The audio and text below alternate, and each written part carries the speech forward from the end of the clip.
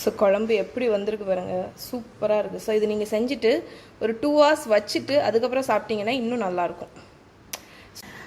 Hi friends, so இன்றைக்கி வந்து உங்களுக்கு நான் செஞ்சு காணிக்க போகிற ரெசிபி என்னென்னா, எங்கள் ஊரில் வந்து டெலிவரி ஆகும்ல, அவங்களுக்கு வந்து பால் வந்து நிறைய ஊறணும் அப்படிங்கிறதுக்காக செய்யக்கூடிய ஒரு மீன் குழம்பு தான் இது. வந்து நாங்கள் கருத்தக்கறின்னு சொல்லுவோம், ஓமக்கறின்னு சொல்லலாம், ஓம மீன் குழம்பு எப்படி வேணாலும் சொல்லிக்கலாம், மருந்து கறி என்ன வேணாலும்.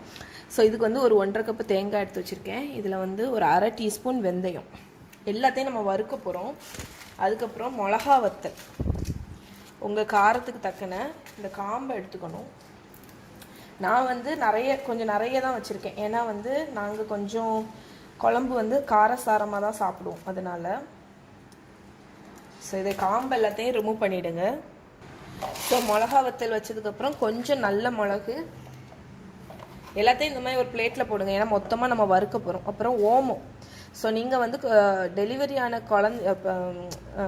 லேடிஸ்க்கு வந்து கொடுக்கும்போது, உங்கள் பொண்ணுக்கு யாருக்காவது கொடுக்கும்போது ஓமம் கொஞ்சம் ஜாஸ்தியாக போடுங்க. நான் வந்து இங்கே வீட்டுக்குன்னு செய்கிறதுனால கொஞ்சம் ஒரு 1/2 டீஸ்பூன் போடுறேன். அதுக்கப்புறம் கொஞ்சம் ஜீரகம், அதுக்கப்புறம் என்னது மெயின் மல்லி. ஸோ கொத்தமல்லி கொஞ்சம் பூண்டு, கொஞ்சம் கருவேப்பிலை. இதை நான் தோட்டத்துலேருந்து பறித்து கழுவி போட்டிருக்கேன். கருவேப்பிலை கொஞ்சம் தாராளமாகவே போடுங்க. அப்புறம் உங்கள்கிட்ட முழு சுக்கு இருந்தால் சுக்கு போட்டுக்கலாம். ஸோ நான் வந்து சுக்கு பொடி தான் யூஸ் பண்ணுறேன். ஐயோ, ஒரு 1 டீஸ்பூன் அளவுக்கு. நீங்கள் வந்து சுக்கு போட்டுக்கலாம், சுக்கு இல்லைன்னா இஞ்சி போட்டுக்கலாம். ஸோ இப்போ இவ்வளோத்தையும் நம்ம நல்லா வறுக்க போகிறோம். ஸோ இங்கே வந்து நான் ஒரு மண் பாத்திரத்தில் கொஞ்சோண்டு கோகோனட் ஆயில் ஊற்றிருக்கேன். ஸோ நான் தேங்காய் எண்ணெயில் தான் பண்ண போகிறேன், தேங்காய் எண்ணெயில் தான் வறுக்க போகிறேன். நீங்கள் வந்து எந்த எண்ணெய் கூட ஊற்றிக்கலாம். ஸோ இது எல்லாத்தையும் போட்டுடலாம். மொத்தமாக போட்டு லோ ஹீட்டில் ஒரு 10 நிமிஷம் நல்லா வறுக்க போகிறோம். ஸோ இது கூடயே ஒரு சின்ன எலுமிச்சைப்பழம் சைஸ் அளவுக்கு புளி. ஸோ உங்கள் புளிப்புக்கு தக்கன, புளியும் வந்து உங்கள் டேஸ்ட்டுக்கு தக்கன தான். இங்கே எங்கள் வீட்டில் வந்து மீன் குழம்பு வந்து நல்ல புளிப்பா எரிப்பா இந்த சுல்லுன்னு வைப்போம். அதனால வந்து ஏன்னா ரைஸ் கூட அப்போ போட்டு சாப்பிடும்போது நல்லாயிருக்கும். ஸோ நீங்கள் உங்கள் டேஸ்ட்டுக்கு தக்கன போட்டுக்கோங்க.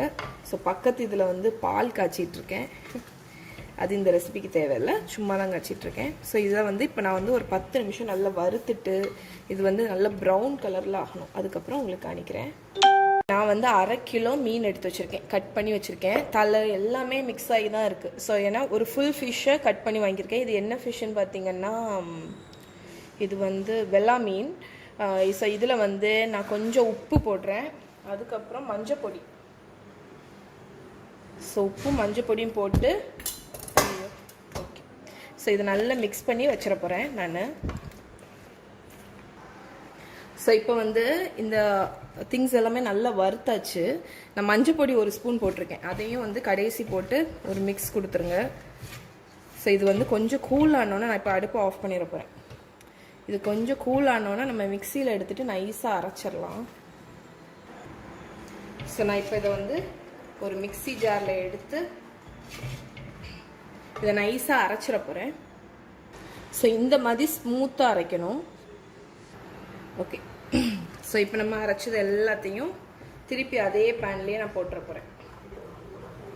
ஸோ நான் 2 பேட்சாக அரைச்சி எடுத்தேன். ஸ்மூத்தாக அரைச்சிருங்க. ஸோ தண்ணி கொஞ்சம் இதை வாஷ் பண்ணி தண்ணி எடுத்துகிட்டு வரேன்.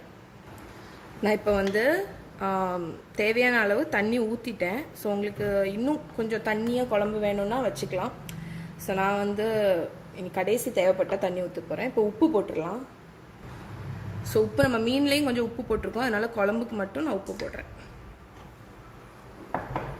ஸோ எல்லாமே டேஸ்ட்டுக்கு தக்கன. ஸோ இப்போ வந்து உங்களுக்கு வெஜிடேரியன் ஆப்ஷன்ஸ் கொடுக்குறேன். ஸோ நீங்கள் வந்து நான் ஃபிஷ் சாப்பிட மாட்டீங்க அப்படின்னா இதில் சேனக்கிழங்கு வேக வச்சு போட்டுக்கலாம், முருங்கைக்காய் போட்டுக்கலாம், அதுக்கப்புறம் பூசணிக்காய் போட்டுக்கலாம்.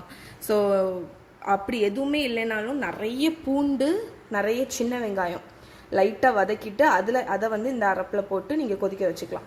ஸோ இது வந்து நீங்கள் வந்து டெலிவரி ஆகி நிறைய பேர் கேட்டிருந்தீங்க என்கிட்ட ரெசிபீஸ். பால் வந்து ஊறுறதுக்கு வந்து இது வந்து ரொம்ப நல்லது, ஏன்னா இதில் ஓமம் நிறைய மூலிகை அந்த ஹெர்ப்ஸ் எல்லாம் இருக்கிறதுனால உங்களுக்கு வந்து இது வந்து பால் ஊற ஹெல்ப் பண்ணும். ஸோ ஃபிஷ் வந்து உங்களுக்கு நேச்சுரலாகவே வந்து மில்க் ப்ரொடக்ஷனுக்கு ஹெல்ப் பண்ணும். ஸோ இது வந்து குழந்த பிறந்தவங்களுக்கு லேட்டஸ்டான்னு சொல்கிறேன் பாருங்க. ஸோ குழந்த பிறந்தவங்களுக்கு இது வந்து ஒரு சூப்பரான கறி.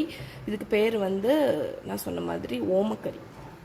ஓகே, இது வந்து எங்கள் ஊரில் பண்ணுவாங்க. இப்போது அது அவங்க தான் சாப்பிட்ணுன்னு இல்லை, இது ரொம்ப டேஸ்ட்டாக இருக்கும். மெயினாக சதீஷ்க்கு ரொம்ப பிடிக்கும். ஸோ எனக்கும் நல்லா பிடிக்கும் கருத்த கறி. ஸோ இப்போ இது வந்து ஒரு கொதி வந்தோன்னே நம்ம ஃபிஷ்ஷை போட்டுடலாம். ஸோ இப்போ வந்து இதில் நான் ஃபிஷ்ஷை வந்து போட்டுற போகிறேன். இந்த ஃபிஷ்ஷில் வந்து கொஞ்சம் மஞ்சள் பொடியும் உப்பும் கலந்து வச்சுருக்கேன். ஸோ ஃபிஷ்ஷை போட்டுட்டு இதை வந்து ஒரு 5-6 நிமிஷம் நம்ம கொதிக்க விட போகிறோம். ஸோ இதில் நீங்கள் வந்து ஃபிஷ்ஷு கூடயே வந்து கத்திரிக்காய், முருங்கைக்காய் வேணால் போட்டுக்கலாம். என்கிட்ட வந்து இல்லை, முருங்கைக்காய் ரொம்ப நல்லாயிருக்கும். ஸோ முருங்கைக்காய் வேணால் ஃபிஷ்ஷு போடுறதுக்கு முன்னாடி முருங்கைக்காய் போட்டு ஒரு 5 நிமிஷம் குக் ஆனவுடனே ஃபிஷ்ஷை போட்டு கொதிக்க வைங்க. கறி நான் இது ஒரு மூடி போட்டு மூடி வச்சிட போகிறேன். ஸோ மூடி போட்டுட்டு ஒரு 6-7 நிமிஷம், ஏன்னா ஃபிஷ் வேக உங்களுக்கு டைம் ஆகாது. அதுக்கப்புறம் இந்த கறி வந்து டைஜஷனுக்கு ரொம்ப ரொம்ப நல்லது. ஸோ குழந்தைங்களுக்கெல்லாம் நீங்கள் அடிக்கடி செஞ்சு கொடுக்கலாம். இந்த ஓமக்கறி வந்து ரொம்ப நல்லது. ஸோ இது குக் ஆனோன்னு உங்களுக்கு காணிக்கிறேன். சூப்பராக ரெடி ஆகிடுச்சு. ஸோ ஃபைனலாக கொஞ்சம் கருவேப்பிலை மட்டும் போட்டுட்டு நம்ம வந்து அடுப்பை ஆஃப் பண்ணிடலாம். இங்கே பாருங்கள், நான் டேஸ்ட் பார்த்தேன். உப்பு, காரம், புளி எல்லாமே சூப்பராக இருக்குது. ஸோ இதை நீங்கள் ட்ரை பண்ணி பாருங்கள். ட்ரை பண்ணி பார்த்துட்டு எப்படி இருக்குன்னு சொல்லுங்கள். ஸோ இந்த குழம்பு ரெசிபி உங்களுக்கு பிடிச்சிருக்கும்னு நினைக்கிறேன். ஸோ இதே மாதிரி நிறைய ரெசிபிஸ் நான் உங்களுக்கு காணிக்கிறேன். ஸோ இதோடு இந்த வீடியோவை முடிச்சுக்கிறேன். பாய்.